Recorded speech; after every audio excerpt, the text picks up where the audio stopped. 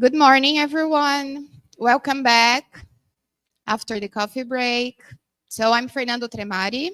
I'm a professor here at Unicamp. So I have the privilege of chairing this session on green bonds and sustainability instruments. Can that work?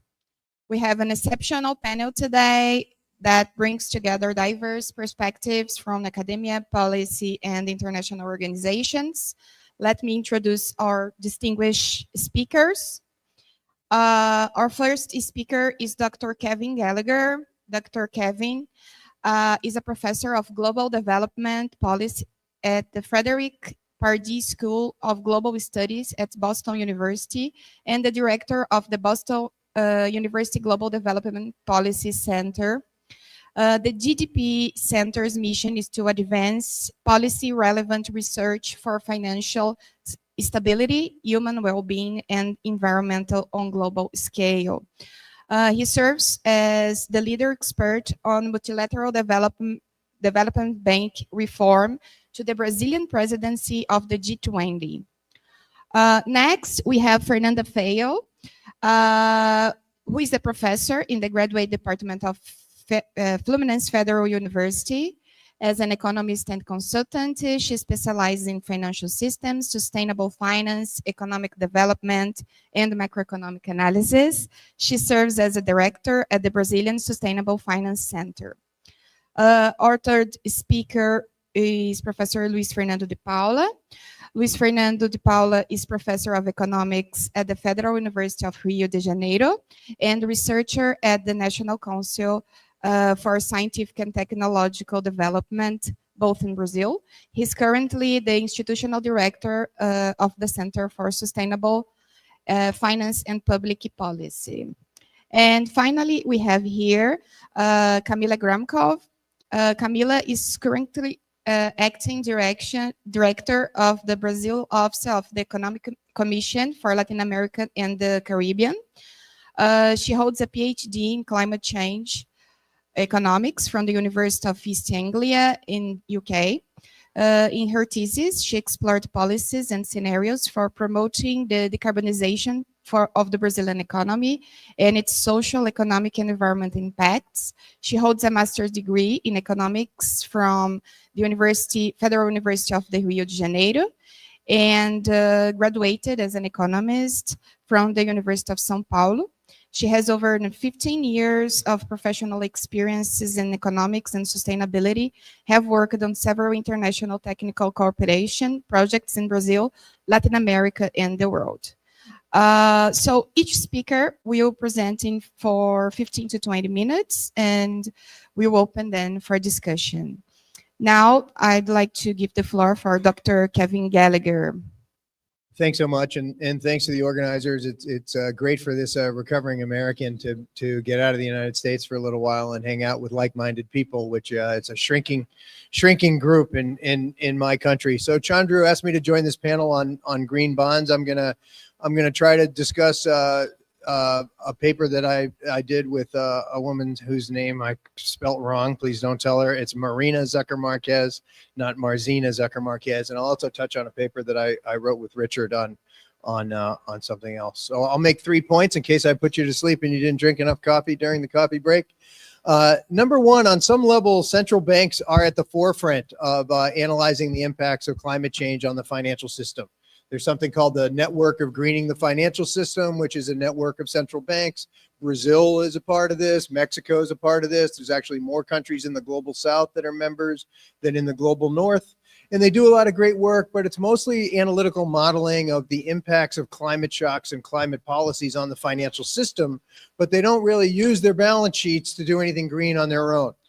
They say, oh no, that's green quantitative easing, we shouldn't do that. And so this paper is in the spirit of trying to get central banks more in the act of actually mobilizing domestic and international financing rather than just analyzing it. And so to that end, we propose something called sustainable future bonds, which could play such a role, where central banks could buy bonds from multilateral development banks or national development banks and hold them into perpetuity This would allow them to expand balance sheets without the need to go to taxpayers and without the need to get into the politics of voting and quota shares. Then what do you do with the money? I'll try to touch on a paper that Richard Kozelwright alluded to yesterday that we worked on, is that MDBs, even though early on in their histories, they set up national development banks and they worked a lot with national development banks, now they shun them and they don't really think that they're very productive, and that a much more productive use of some of the MDB balance sheets could be working with national development banks. And there's some examples of that, and I'll get into how all this could fit together. Whoops, I guess you can't see what I say up there on the top, but I guess Chanru talked about it yesterday anyways. We'll pick your number, the UNCTAD big number of 7 trillion or the 3 trillion number. We need an incredible amount of resource mobilization for green structural transformation in the global South, but it's had two flaws over the past decade since it started. Obviously, it hasn't raised enough financing to begin with, but even the financing that has been generated hasn't done two things. Number one, it hasn't generated green structural transformation. We've raised a lot of money, but it hasn't gone into gross fixed capital formation. And number two, the weighted average of the cost of capital of all this stuff has been much higher than it should be, and therefore it's actually accentuated debt distress in the global South rather than being formative. So in a paper with a bunch of colleagues, we talk about how climate finance needs to be channeled towards green structural transformation in the global South. And that somewhat flies in the face. Some of you might, engage with folks who see themselves as anti-growthers. They think to deal with climate change, you can't have economic growth. That's why I have this one equation up here on the left where C is carbon. And obviously, if carbon per unit of output is fixed, then increased economic growth, or S scale, if the scale of the economy increases, of course, carbon will increase. But if you engage in structural transformation where you change C, the composition of an economy, away from dirty industries towards cleaner industries, or the underpinnings of industrialization are with clean energy rather than dirty industry, that's part of a process of structural transformation, changing the structure of an economy, that will reduce pollution per unit of output over the entire economy. And also, if you change pollution per unit of output through T, or technology or technological innovation, then you can also have economic growth while reducing carbon as well. So this is sort of a basic equation that's so important, but many of our colleagues, some of them in civil society, really think that we can't have growth and deal with the climate crisis. I think that's sort of fundamentally false. As a matter of fact, that green structural transformation could be the key to growth and a low carbon economy in the future. But that will be that necessitates different kinds of industrialization and structural transformation strategies in different kinds of countries. We heard from our friend from Jamaica earlier today. Jamaica is not a huge carbon emitter, and the growth path for a country like Jamaica is more a climate, what we call a climate vulnerability growth path, and invest in climate smart infrastructure, climate smart agriculture, and so forth. However, there are many countries like my own, large emitters and future large emitters, the United States, China, India, South Africa, where their structural transformation has to be a process of replacing an existing capital stock, which is based on fossil fuels, towards one that is more cleaner. There's other kinds of structural transformation, such as what we call first movers. Countries like Kenya that don't have a heck of a lot of fossil fuels to begin with, but they hardly have any energy access. And so they can be a first mover and have an undergrid of structural transformation that's clean energy, rather than in the case of South Africa, the United States, where they have to go and dismantle a certain old set of capital stocks. Another kind of green structural transformation is for new winners. Countries that have cobalt, that have lithium, that have copper, and so forth, that they can use these new inputs for the new climate economy to transform their economies to move forward. But they need to learn the lessons of the Nigerias and other countries of the past to make sure that the new climate economy doesn't create a new kind of resource curse for those kind of countries. Then there's other countries that are fossil fuel exports: Nigeria, Ecuador. These countries, Egypt, they don't really pollute anything on their own, but the fundamental core of their foreign exchange and their economic activity is to export fossil fuels to countries like mine, and that they need to have structural transformation away from those export baskets towards other export baskets.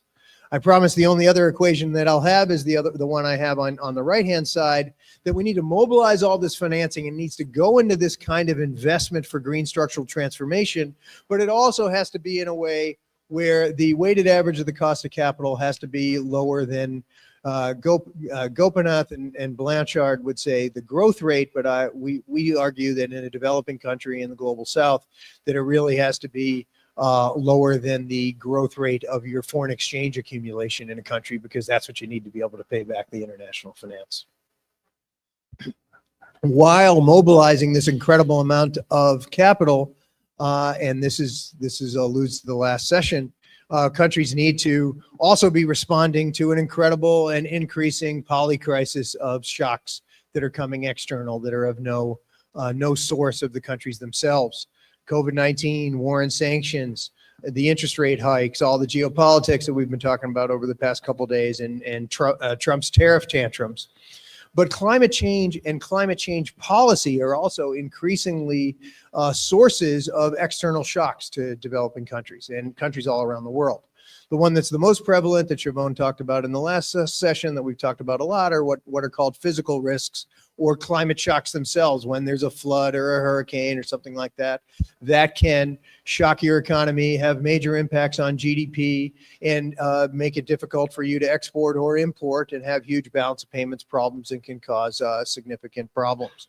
But so can doing the right kind of climate policy. If South Africa dropped its coal today and moved towards a clean energy economy, the employment and banking shock that would happen there would plummet the economy.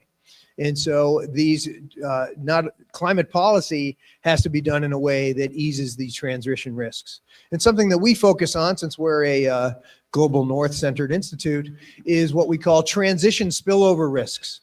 When countries in the global north move to net zero, that's going to have huge impacts on countries in the global south. We did a study with CEPAL, or ECLAC in Latin America, led by Daniel Tiedelman, that showed when countries in the global north move to net zero, the fiscal impact and the public debt impact on the major hydrocarbon producers here in Latin America, Trinidad and Tobago, Brazil, Colombia, who else did we look at? And Mexico, is huge. And so these things have to be prevented and mitigated as well through climate finance. We argue that multilateral development banks have a central role to play, but unfortunately they haven't been playing that role. We've been echoing that. That's been talked about over the past couple of days.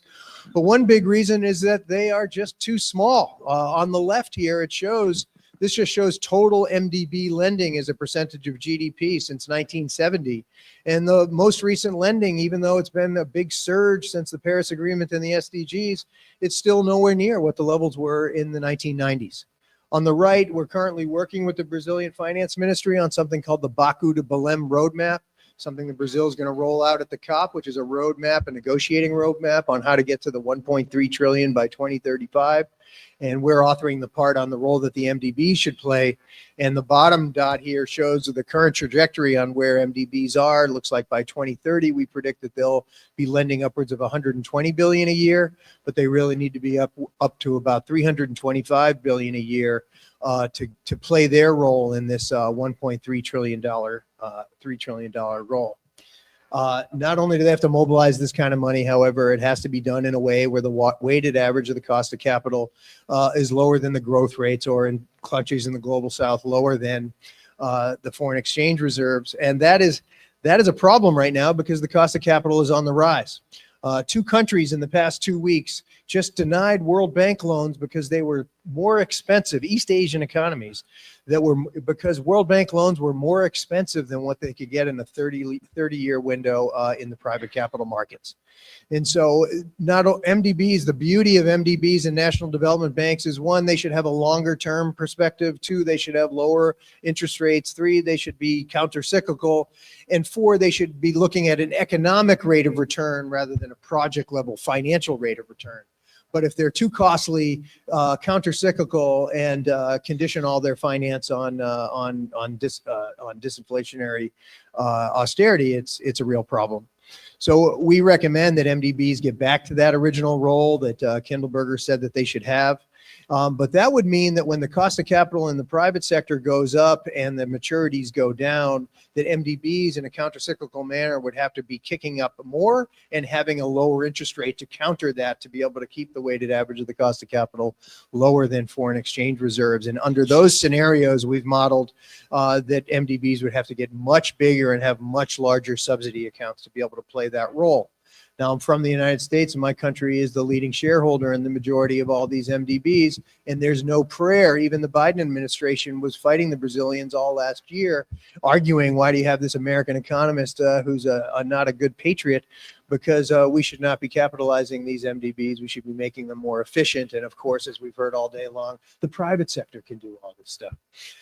So in our proposal, in the political reality that the taxpayers from the global north are not going to be capitalizing these MDBs, is for central banks to play a role. Marcos yesterday talked about and introduced the concept of hybrid capital. This is based on a paper that I wrote with Marina, where I spelled her name right, in Global Policy, that outlines this in much more detail, where we argue that central banks could play a role in multilateral development banks and national development banks by buying MDB bonds and holding them into perpetuity. By doing so, you are essentially converting the debt to equity, and therefore you can expand the balance sheet of a particular bank. I don't have any prayer of this kind of thing happening in the World Bank, in the European Investment Bank, and things of those nature. But Southern-led development banks are already doing this. Just last month, the CAF here in Latin America launched its first hybrid capital issuance. Most of the investors were private sector investors, but some central banks in the region also played a role. A real concern about private sector investors being engaged in it is obviously, A, they want a higher rate of return, and that B, if a country defaults on its loans, we just learned about this from the TD Bank in Africa. If a country defaults on its loans and it has hybrid capital from the private sector, the Paris Club says, well, then this isn't necessarily sovereign finance, and then therefore you don't have preferred creditor status, and therefore MDB loans would have to be restructured, would have to take a haircut, and right now they don't. Another interesting thing that just happened is that we've talked a lot about grants the other day, all throughout yesterday and today. Grants are great, but they're obviously so small in supply, there's not much you can do with them, especially when it comes to structural transformation. But they can be used for leverage, and there hasn't been that much of imagination going on there. But Italy has this green fund that does grants for climate change, and they instead of lending that or just granting that for a bunch of tiny projects and have the money evaporate, what they did with their grant money was they literally bought capital in the West African Development Bank and earmarked all the new lending that can come out of that capital for green and climate finance in the countries involved there. So they use that as a hybrid capital instrument. It's no surprise in this group that there's lots and lots and lots and lots of foreign reserves out there in the world, over 14 trillion of them. We propose just using 1/2 of 1% of all of them. If we did that, that would allow us to generate about $1.9 trillion worth of new lending, public lending in the Global South. We don't think that scale is going to happen, but Global South led development banks can play a role. And as we saw just a couple of weeks ago, the CAF has already just set up an instrument like this. How would it work? If you look at the right-hand side, multilateral development banks would buy bonds from central banks would buy bonds from MDBs and NDBs and hold them into perpetuity as equity. Of course, if that central bank needed liquidity, they wouldn't want it to all be locked up, so you would need to create an encashment regime or a liquidity pool among central banks for them to be able to swap these things out in the same way they sort of do with SDRs in case a particular central bank had a liquidity crunch. 5 reasons why central banks should do this. One, they already are. Many central banks, including the Brazilian Central Bank, does buy bonds in MDBs. They're AAA rated assets. They always get paid back. It's a great asset to diversify a central bank portfolio in. They do it, but not enough. It's even allowed by the International Monetary Fund, for crying out loud. And they put it right there in their balance of payments manual that they see them as strong assets to be able to invest in. It's just central banks don't have it on their radar screen. Whether you're an independent central bank or not, which is something that is being reevaluated in the world economy, all central bankers are inherently conservative, and they live by something called the triad, that all their investments need to be engaged in safety, remuneration, and liquidity. MDB and NDB instruments all pass those three tests. The fourth reason is MDBs are talking, central banks are talking loud and doing nothing. They do a lot of great research on climate change and financial stability, but they don't put their balance sheets where their mouth is. And it would also enhance the reserve system by diversifying the kinds of investments that foreign reserves are invested in. Let me shift just 2 slides on a different paper that I did with Chiara Mariotti, Richard, and a gentleman in our center named Rishikesh Rambandari on what we call blending from the ground up. There's too much. Yesterday, there's a great panel with Laura and others on blended finance. I think this group all agrees that it's not such a great thing. And it's really been blending from the top down, right? Let's blend from New York and London to try to get foreign exchange to developing countries at very high rates. And that hasn't been working so well. Our paper says, let's blend from the ground up. Let's have multilateral development banks partner with national development banks in host countries. National development banks are looking for economic rates of return. They have a lot of capital. $23 trillion worth of capital is the estimate of what NDBs have across the world. And we make that proposal, and we outline that there's a number of different complementarities. And the good news is that this happens. We did case studies of the Islamic Development Bank, the European Investment Bank, the Asian Development Bank, the Inter-American Development Bank, and of course the new development bank of the BRICS Bank, where this is actually their business model. Mostly all they do is on-lend to national development banks. And this can help expand balance sheets as well. But to end on the green bond part that Chandra asked me to talk about, is in our case study, we find that when the World Bank on-lent to the Rwandan National Development Bank, they used the collateral from the World Bank to launch their own green bonds. And their own green bonds, the percentage, the interest rate on the green bonds with the World Bank collateral was 3 percentage points lower than all of their other loans in their portfolio. So that's another way where you can, green bonds are, I don't know what my colleagues here are going to say, they can be great. They can be directed towards green structural transformation and actual projects that can help gross fixed capital formation. Obviously, the devil is in the details. But one of the things that we're so concerned about, to build on the last panel, is that we can't have all these instruments add up to cause debt distress in the country. And so if you're on lending the collateral for a green bond issuance from something with a low interest rate, you can get a much lower interest rate for it when you issue it in a developing country, and therefore you're going to reduce the risk of having a debt distress. So I'll stop there because I'm out of time and I don't want the buzzer to go off and give you all a headache. Thank you, Kevin. Next, I'd like to invite Dr. Fernanda Vail. Good morning, or better, good afternoon. Thank you for having me here today. It is such a pleasure to share the floor with those people that have been reading, my closest friends, and to be here in such a high-level event. Today, we're asking a tough but essential question. Can that, particularly in the form of green bonds and sustainable linking instruments, actually drive the transition to a just and sustainable future? Those tools have become global. They've mobilized billions in capital, but their growing popularity makes it even more important to step back and ask, are we solving the right problems or just packing old ones into new green wrappers? Let's start with what green bonds can do and why they matter. First, green bonds mobilize capital markets, private capital. That's a big deal in a world where public budgets are stretched thin. Green bonds can make climate infrastructure cheap to finance by lowering capital costs. They also incentivize better behavior. requiring borrowers to disclose ESG performance and commitment targets.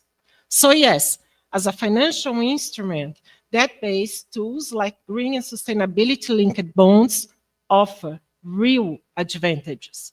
They provide a framework for aligning capital markets with climate goals. But the question is not whether they are useful, is whether they are enough. So here is where we hit the first wall. Debt flows where returns are high and risks are low. That means capital doesn't necessarily go where it's needed. It goes where it's profitable. Most green bonds funding ends up in major markets and bankable projects, solar farms in Europe, energy efficient in major cities.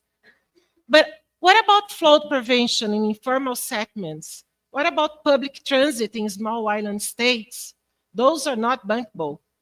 They are critical, but they don't attract private capital. So the logic of the market simply leaves them behind. We cannot ignore this. Market-based green finance systematically excludes the most vulnerable ones. And this isn't just a market glitch, this is structural. Countries in the global south face deep historical asymmetries in access to finance. They pay higher interest rates, carry higher risk-return premiums, and have far less fiscal room to maneuver. When this country issues debt, even green debt, it can deepen vulnerability rather than alleviating it. So think about it. If you are a climate vulnerable country with no fiscal space, how do you issue a green bond without pushing yourself further into crisis? This is why we must be honest. That can replicate the very inequalities the sustainable green transition is intended to address. This brings us to a critical point. Green finance cannot rely on that alone. Private markets will not build what doesn't yield a predictable return, and that includes the future we actually need. Public investment must step in not just to fund the unbankable, but to shape what's even possible. This means backing innovation, especially in countries where structural inequality has limited industrial development for decades or even centuries. It means investing in green industries, new technologies, and the capabilities that can break out cycles of dependency. Without public funding, those transformative projects simply don't happen. We are not just talking about climate adaptation. We are talking about changing the structure of economies, reducing global asymmetries, and who produces, who innovates, and who benefits from it. Grants, subsidies, and large-scale infrastructure investments are not optional. They are the only way to fund high-impact, low-return projects that markets ignore, and to drive the kind of industrial policy that a green sustainable transition actually requires. We cannot build a sustainable future by only financing what's already profitable. Sometimes we have to finance what doesn't yet exist. So another major limitation is risk. One of the most fundamental barriers to a green sustainable transition is radical uncertainty. We are not just facing calculable risks. We are confronting unknowns that markets cannot price. Climate tipping points, social instability, geopolitical shocks, and technological discontinuities. Those are not marginal threats. They define the terrain of the transition. And here is the problem. Investment depends on expectations. If future returns are uncertain, investment stalls. Private capital waits, it hedges, it avoids anything that looks unfamiliar. Too risky or long-term. In this context, innovation, especially the kind that transforms systems, simply doesn't get funded. Markets don't lead under certainty, they follow confidence, and that confidence has to be built. This is where public leadership is essential. States and public banks must shape expectations by signaling long-term commitment, de-risking new sectors, and funding early-stage technologies that private sector will not touch. We just don't need financial innovation that reallocates capital. We need institutional innovation that reduces uncertainty itself through planning, coordination, and public investment that lays the foundation for private following through. That is, market alone cannot drive the green sustainable transition, not because they are inefficient, but because the future is unknowable and they don't move without a map. And public action has to draw that map. And in this sense, development banks are among the key protagonists of the sustainable green transition. Development banks are not just gap fillers, they are instruments of structural change. If they do their job right, they will not just respond to markets, they will shape them. They provide long-term concessional finance when markets retreat. Also, development banks have the ability to define what counts as investment in the first place. Through their mandates, instruments, and partnership, development banks can signal priorities, build markets around public goals, and coordinate actors towards structural change. This is especially critical for the green sustainable transition, where new sectors need to be built from scratch, often in high-risk contexts and under radical uncertainty. Development banks can catalyze investments not only with capital, but with credibility, with technical expertise, with technical expertise, policy alignment, and strategic patience. But to fulfill this role, they must abandon narrow mandates focused on financial returns or minimal risk exposure. They must embrace a mission-oriented approach, directing capital deliberately to projects that drive industrial transformation, reduce inequality, and expand national capabilities within the sustainable framework. That means backing innovation, backing infrastructure, and sectors that are foundational for a low-carbon economy, even if they are not profitable. It means aligning with fiscal policy, supporting long-term planning, and helping governments turn climate ambition into bankable strategies. And this brings us to the bigger picture. We do need to rethink the financial system itself. That's not optional. A real transition requires more than tweaking existing tools. It demands a new architecture, one that aligns monetary policy, liquidity, and capital allocation with sustainability. Central banks must embed sustainability into their core mandates, not just through risk analysis and disclosure, but by actively shaping the market and actively shaping financial flows.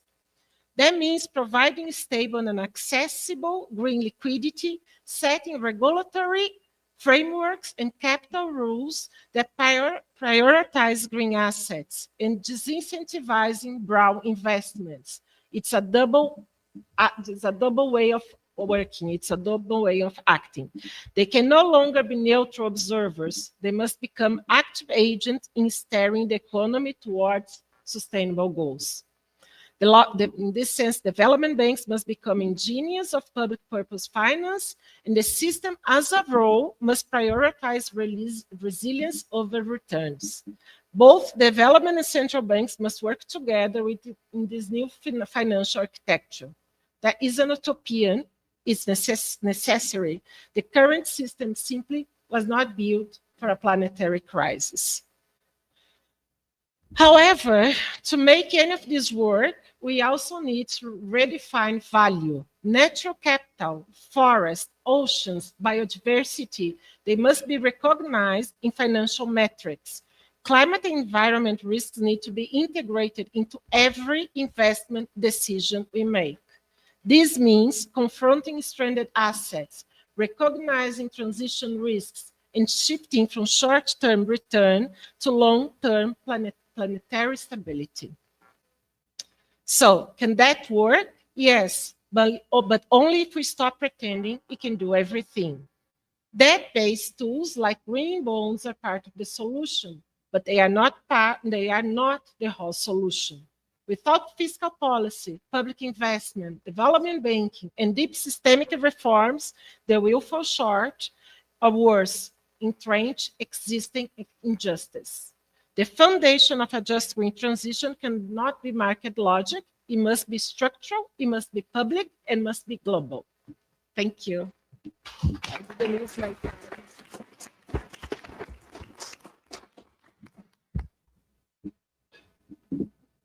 Thank you, Fernanda. Now I'd like to call upon Professor Luis Fernando de Paula. Hello, good morning for everybody.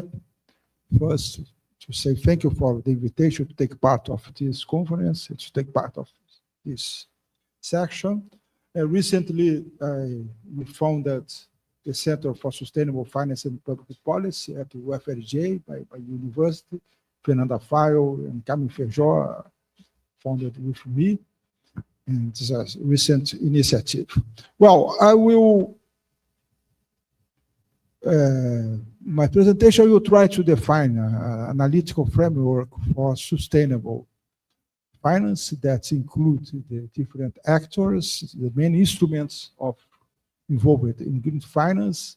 I will talk about the green macroeconomic regimes as well, the importance to implement a sustainable development convention, and my main focus is to answer the question, how can the financial system be functional to support sustainable development? And my focus will be on the role of the central banks, development banks, and sovereign wealth funds. Well, as it is very known, the evidence of anthropogenic impacts on climate change and biodiversity loss is overwhelming. Global institutions have consistently documented rising temperatures, intensified at extreme weather events, habitat destruction, and species extinction at unprecedented rates. Well, finance is the major bottleneck for Paris alignment acceleration of the global green transition. The point is how to mobilize resources.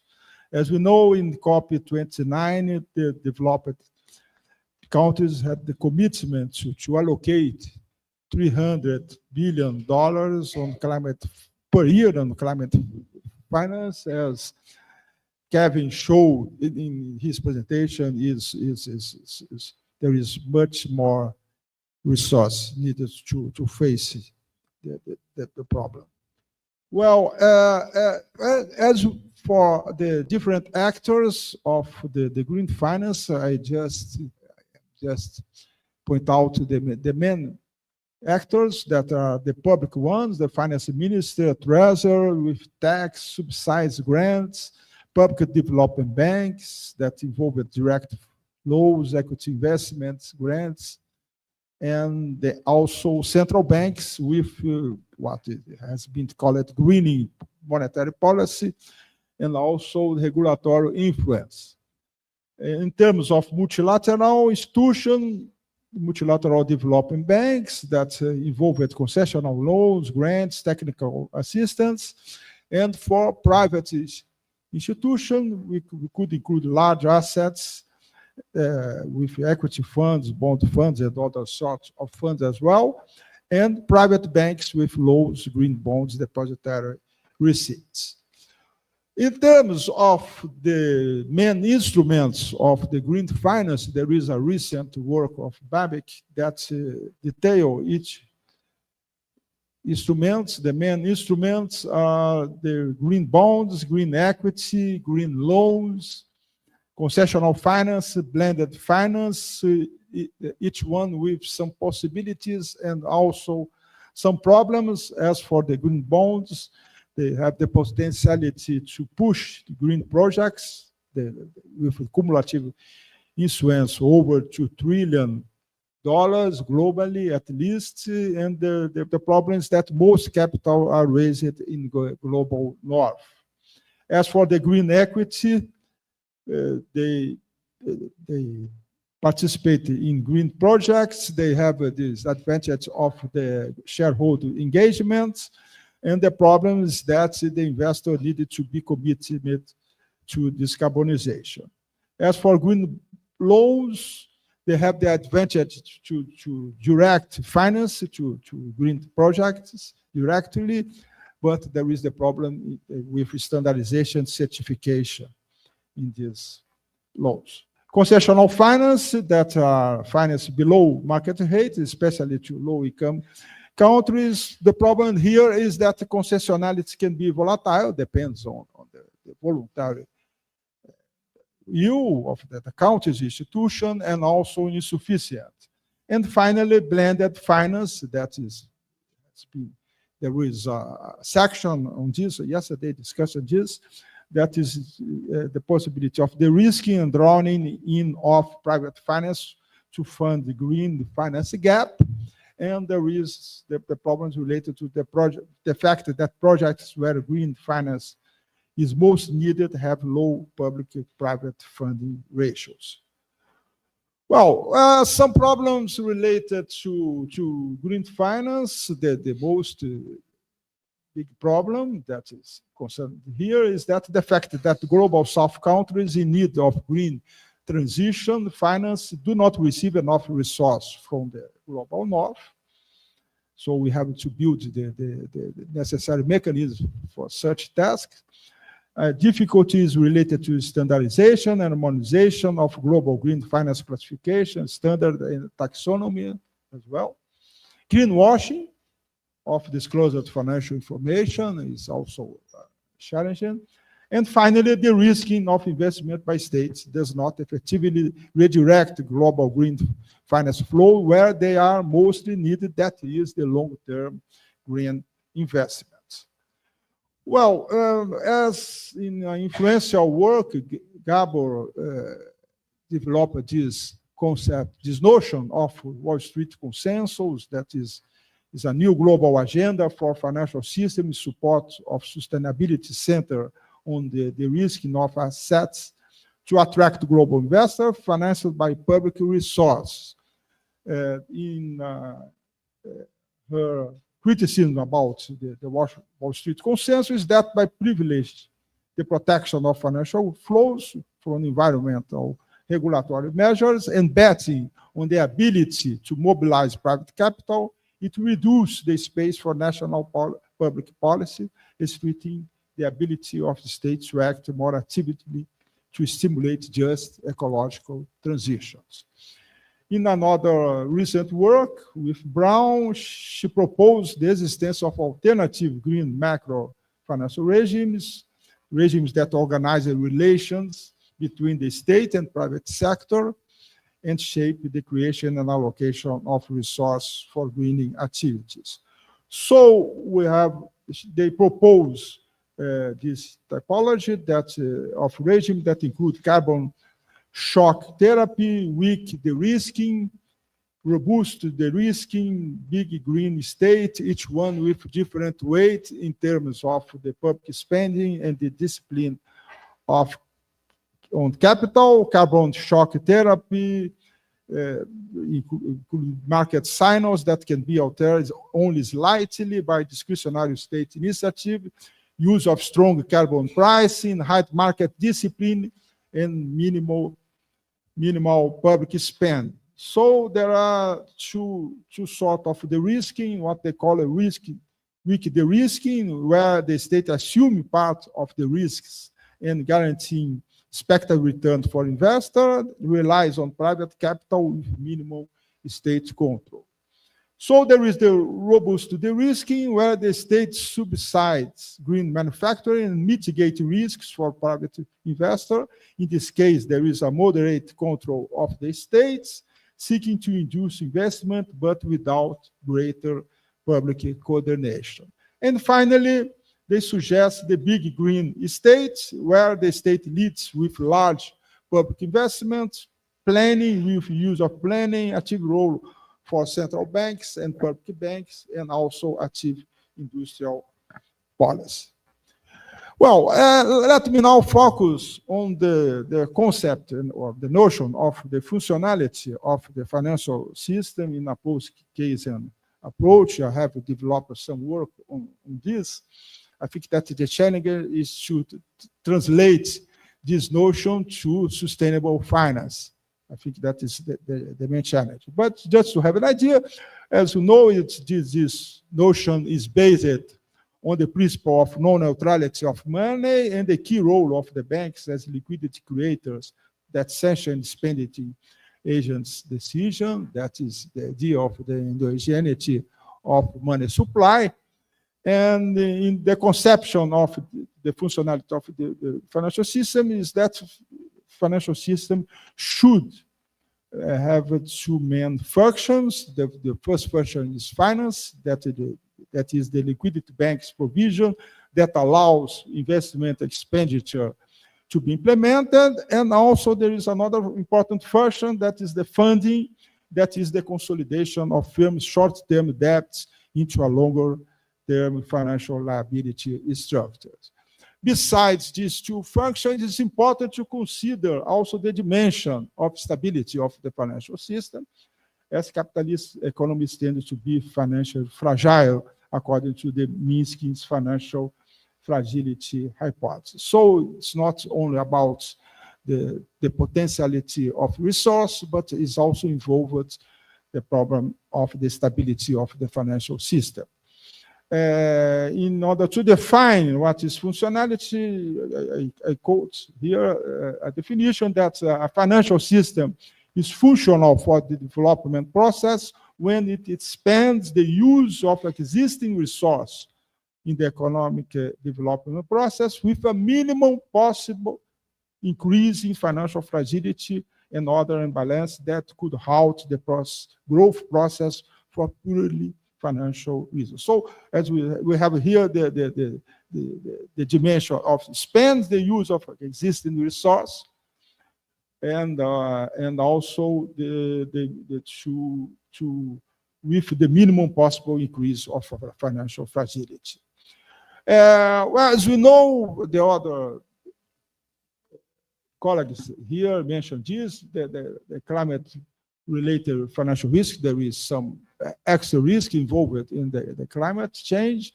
That is the physical risks that are related to extreme weather events, and the transition risks that arise from the transition to allow low-carbon economy as government, companies, and investors adopt measures to mitigate climate crisis. As Fernanda mentioned in her presentation, financial climate risk may not be well assessed by conventional risk management, such as stress testing, scenario analysis, etc., given the high level of uncertainty related to such risks. So we have to face the question, how to become financial system more functional to sustainable development. I think this involves two main challenges. That the first is that how to reduce and mitigate financial risks related to climate change, and at the same time, how to mobilize and allocate resources that can effectively support climate change and sustainable development. As for domestic financial strategy, I know that there is also international dimension, but I will focus here only in the domestic financial strategy. It should include greening monetary policy, active role of development banks, and also for commodity exporting countries, the use of sovereign wealth funds. I think that it's important to situate these instruments and policies in terms of a new sustainable development convention that was developed theoretically in other works that I mentioned here. The idea is that a new societal share pact with a focus on environment, sustainability, and social justice that integrate state, markets, and society in a common strategic horizon, which instead of prioritizing profit maximization and reliance on the price system as a guide for resource allocation decision, prioritizes the coordination of public and private efforts and the alignment of investment flows with sustainable objectives. So it's important to see all these policies and alternatives in terms of to build a new sustainable development convention that call for the needs of state planning and demand a big green state in terms of the typology of the Gabor. Well, Shannon and others, they suggest the implementation of a precautionary principle that encourage preventive policy to protect the environment in face of the uncertainty. And in particular, this approach involves ambitious financial policy interventions that promote proactive measures based on first recognition of systemic irreversible risks, and second, central banks can have an important role in inducing financial institutions to support green projects. Okay. Here is, I just mentioned the traditional money of Keynes, just to provide the idea that Keynes developed the idea that you have two circuits of money, what we call industrial circulation and financial circulation. Industrial circulation, money drives goods and services, and the financial circulation, money drives financial assets. That is, the money becomes a asset of speculation. So particularly the monetary policy should induce the leakage of money from the financial circulation to industrial circulation in order to support economic development. So it's the same challenge that can be seen in terms of the sustainable finance as well. As for the greening monetary policy, there is implementation of a set of measures by central bank, use of macroprudential policies, increase of capital adequacy requirements for dirty loans related to high carbon intensive activities, use of quantitative restriction on lending, use of asset purchase programs, collateral frameworks to support refinancing. And also, Kevin suggests that, for instance, central bank could also buy the bonds of the multilateral development banks.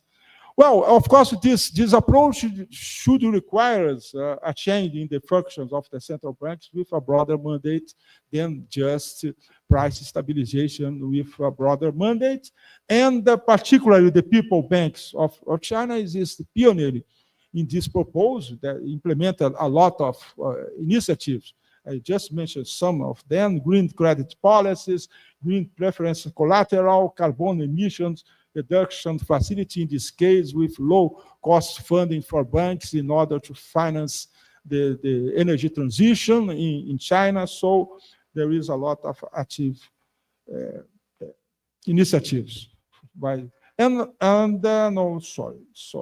And also there is the role of development banks that with their capabilities and instruments are able to help mitigate uncertainty by stimulating long-term investment in various strategic sectors in the economy, particularly that most related to sustainable development, and particularly because of their ability to mobilize resources for direct credit allocation, they can operate as the financial arm of public policies aimed to promote structural change. Finally, the role of sovereign wealth funds for commodity exports in countries, that is the case of some Latin American countries. There are a lot of managed funds in more than 50 countries, managing more than 8 trillion in assets. And then particularly in this case, the royalties can be used as funding to attract investment for projects that benefit structural ecological change in some developed countries. Part of the resource from the royalties, oil and other natural resources should be used to attract investments to generate the energy transition and support environment mitigation adaptation. The challenge in this case is how to build adequate institutionality to operate sovereign wealth fund. So, to conclude my presentation, there is a huge gap in terms of resource needed to support investment aimed to climate transition, which is particularly large in the case of the Global South. This poses a major challenge in terms of making financial system more functional for sustainable development. I try to develop it here, analytical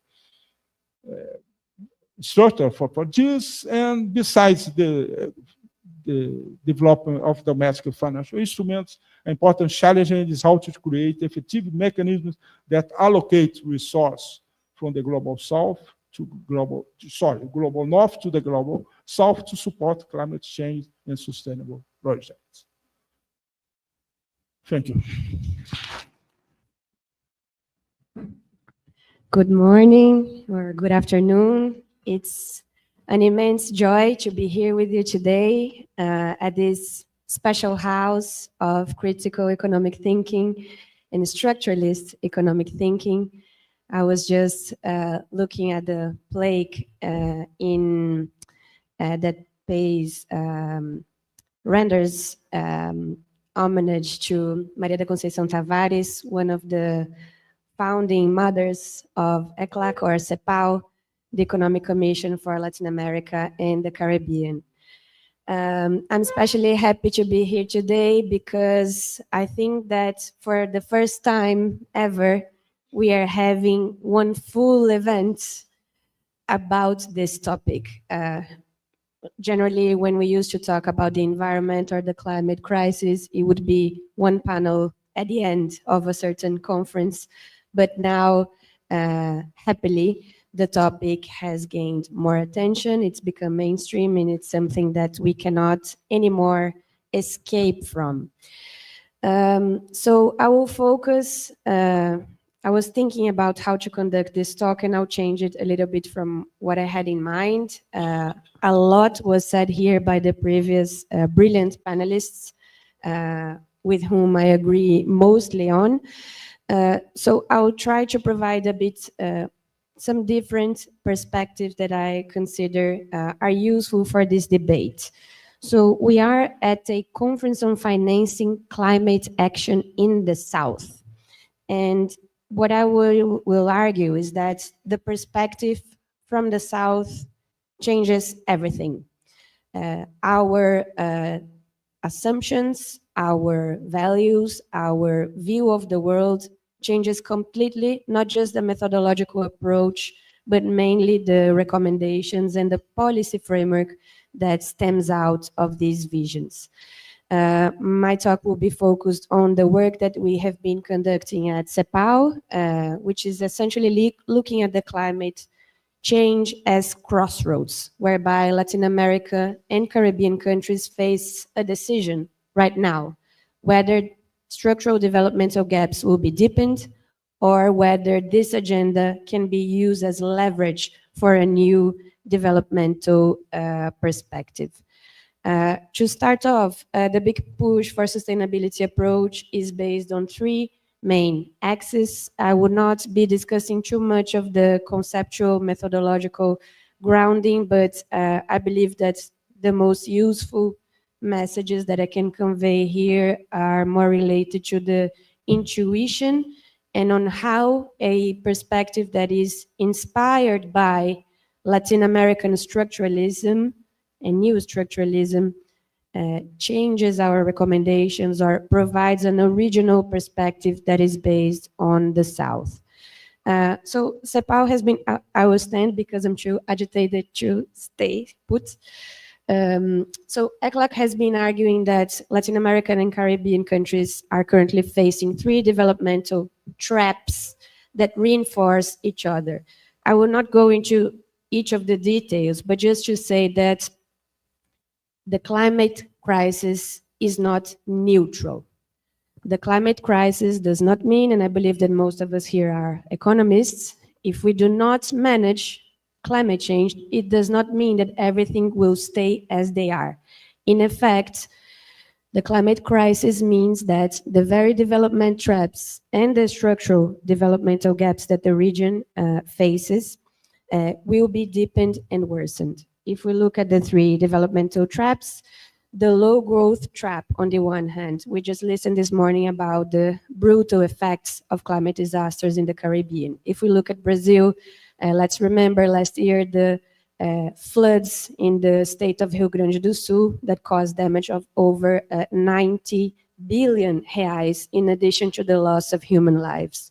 The destruction of productive capacity, the destruction of infrastructure. So climate change aggravates even further the low growth capacity trap.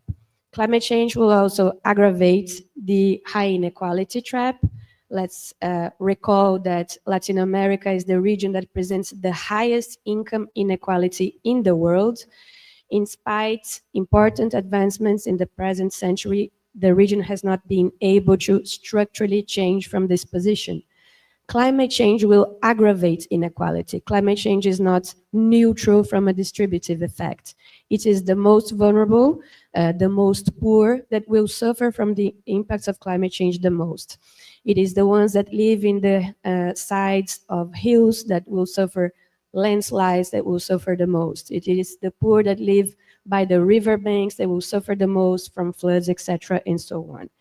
And climate change also imposes further pressure on what are already limited state capacities. Climate change disasters, they require the state to act, the state to have specific governance structures in order to address climate change that are presently not there. So this is the first message. Climate change is not neutral from a developmental perspective. Just to provide some figures for Latin America and the Caribbean, the potential output is already reduced by 1 percentage point in the region. Per capita output will be reduced by 6.3% by 2030. This graph is another way of looking at the unsustainability of the current developmental styles of Latin America and Caribbean countries.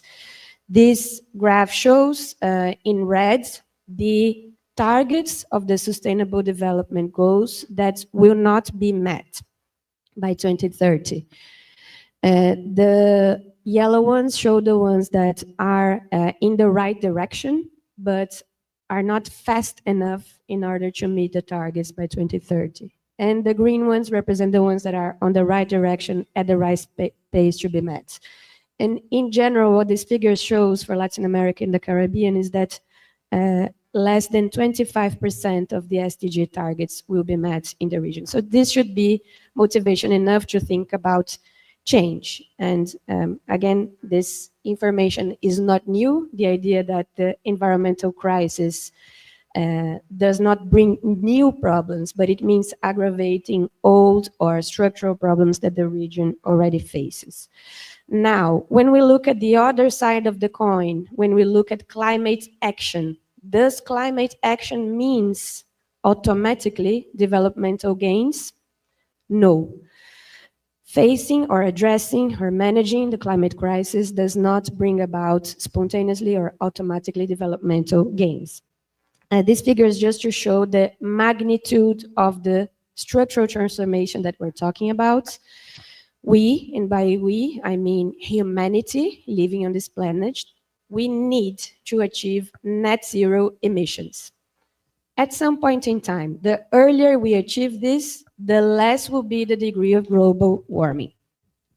So if this is achieved by half of the century, by 2050, 2070, humanity will achieve 1.5 degree warming. If this is achieved by the end of the century, humanity will achieve 2 degrees Celsius. But at some point, even if the climate agreement goals are not met, humanity will need to achieve at some point net zero emissions in order to stop global warming from escalating perpetually. And this is, it has to be said, we are sitting here at a university. I understand we're all consider ourselves scholars who believe in the scientific method. Well, this is what science says. This is the dramatic structural change that all of our economies worldwide we need to achieve. And this speaks directly to the topic of this conference, which is investments. There is no change without investments. We cannot change tomorrow's economic matrix without investments today. In effect, it is the investments of today that predict what the matrix of our economies in the future will be. And what is the magnitude of these investments? A lot has been said in the earlier panel and here today. Some of the figures are there on the screen, but it's important. It's massive, massive volumes of investments. So I will focus on the rest of the time that I have here to highlight a few of the main messages that we have developed under the conceptual framework of the big push for sustainability on how these massive efforts of investments can be a big push for development, not just for decarbonization, but also for productive inclusion, for reducing social disparities. This is the challenge or the questions that we pose ourselves at ECLAC. And I believe that this is the kinds of collaborations we could do further between ourselves, not just in Latin America, but across other regions as well. So the provocation or the hypothesis that we pose is the climate agenda or facing climate change could be an opportunity for development. And what are the conditions for this opportunity to materialize? So first of all, the big push for sustainability is an approach based on investments. As I mentioned, the investments are the object of change. They are necessary. There is no changing development styles without investments. So the first question we ask ourselves is, what is this new development style that we should be aspiring for? And of course, the answer depends on a case-by-case grounding, but there's one thing I want to highlight, and we do shed light on this aspect in particular, which is the triple efficiency of these investments. So where should these investments be directed to? There are three efficiencies that we highlight at ECLAC. First is the Schumpeterian efficiency, which we could look at it as a supply side efficiency.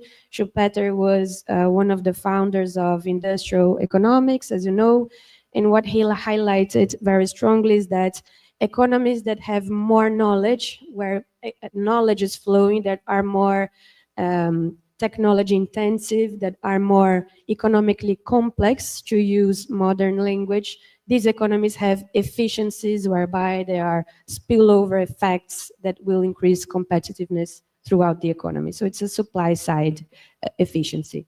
On the demand side, we have Keynes, the Keynesian efficiency, that said that the economies that can compete in markets that are growing faster, they increase their efficiency even further to strengthen their position in these very markets. Well, the two efficiencies are very connected between themselves.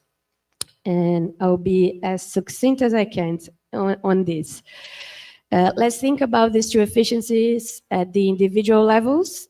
So if we, as individuals, when our income increases, our additional demand for basic goods will be relatively less than our additional demand for complex goods. So if our income increases, we could always buy an additional apple, an additional coffee, an additional juice, but this has a limit, right? The limit is virtually infinite for more complex goods. We always want to buy a more modern smartphone, a smartwatch, some kind of gadget for our homes, a new car. The demand for more complex goods increases more as income increases than the demand for more basic goods. This is true at the individual level, but this is also true at the national level. And what this means is, as global income increases, the demand for those countries that specialize in basic goods will always be lower than the demand for the countries that specialize in more complex goods. This is in very synthetic and extremely simplistic terms, the theory of center periphery. And the reason that I'm bringing this is that green technologies and green solutions, they are technologically more complex. So they represent per se an opportunity for increasing complexity in developing economies. But this will only happen if green technological development, green productive development is also a part of the equation. It was mentioned here earlier about that distress. We at CEPAL we speak about development distress, whereby countries are facing such interest payment levels at such high levels that they have to choose what is left. They have to choose what development goals they will prioritize. Social goals and generally environmental and climatic goals are left far and far behind the priority line. So with the two efficiencies, what I want to highlight is that investments should be driven and characterized by the two efficiencies. So it's not just about sorting out the financing. It's also about sorting out where the investments are coming from. And I'll illustrate that with a simple example. Various countries in Latin America and the Caribbean are issuing green bonds, which problems and issues we've discussed and heard about in the previous sessions. So countries are increasing their external debt to buy investments, to buy technology that are mainly imported. So they're increasing their financial vulnerability and they're increasing their foreign dependency on technology. Those countries are investing on imported electric buses. Those countries are investing in imported solar panels, imported wind generators, imported. This is exactly what we do not mean with a big push for sustainability. And of course, this would not be a small effort, right? Decarbonization is necessary for the survival of humanity, but it would be a lost opportunity in terms of development. It is productive development, the very key that links decarbonization investments with developmental gains, such as creation of jobs, increased economic prosperity, increased income, etc., and so forth. My time is almost through, but the importance of this angle, which, as you know, is very dear for CEPAL's historic economic thinking, the idea of the endogenization of technological progress, it should not be out of this discussion because it speaks directly to the concept of just transition. And I'll end this final couple of minutes that I have with this reflection. This year, Brazil is hosting COP30. It is one of the rare moments that a COP is held in the Global South. This is not just Brazil's COP, it is Latin America and the Caribbean COP. These are the countries that supported Brazil when it put forth its disposition to host, but it's also, as Brazil says, the COP from the Global South. So it's not one of the main topics, as was mentioned here, will be mobilizing the additional $1 trillion that needs to be mobilized. Developing countries cannot increase their climate ambition if they do not receive the amount of financial support that is needed. But it's also about a second topic that will be discussed at COP30 is just transition. And this is where the topic of green productive development should be made more explicit. And thirdly, when we discuss the possibilities of Latin America and the Caribbean to become a green power, right? We always hear about Brazil being a green power, and of course there are niches in which Brazil and other Latin American Caribbean countries are already powers, notably in the biofuel sectors such as ethanol, biodiesel, sustainable aviation fuels. In order for the region to become a power of a provision of green technologies and solutions, it should be on the table the topic of green industrial strategies. Last year, Brazil hosted the G20, and for the first time ever in the leaders' declaration of the G20, the topic was there. And this is something that should be strived, that should be continued, that it could be one of the legacies for the future of the discussion on the climate agenda as a development agenda to continue after COP30. I didn't have the time to go through our report on how to finance the big push. I apologize for that, but I will leave the reports and I will be available for the discussions after. Thank you very much. Thank you very much, Camila.